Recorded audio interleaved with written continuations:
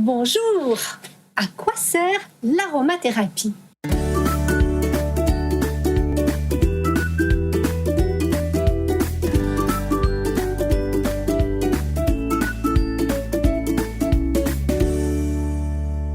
Vous êtes-vous déjà demandé à quoi sert l'aromathérapie? Et si c'est vraiment utile? Ce qui est agréable est utile.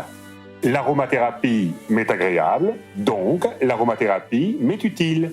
C'est un sophisme. Sophisme? Mais qu'est-ce que c'est? Sophisme. Un sophisme est une argumentation à la logique mensongère. C'est un raisonnement qui cherche à paraître rigoureux, mais qui n'est en réalité pas valide au sens logique. Revenons à nos moutons. À quoi sert réellement l'aromathérapie? C'est tout d'abord une panacée universelle du bien-être.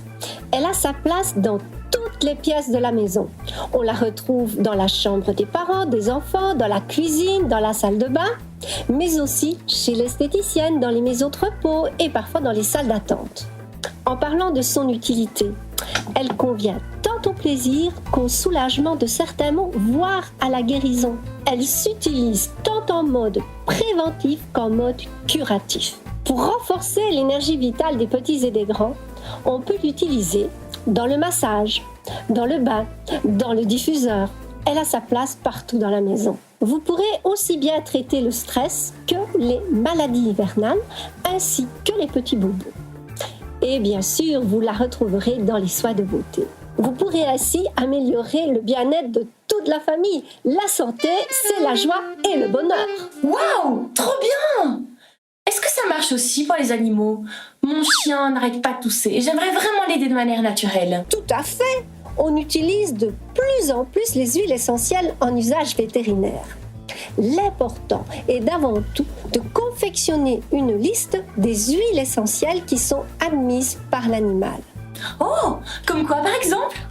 Imaginez une carte géographique des huiles essentielles admises par l'animal.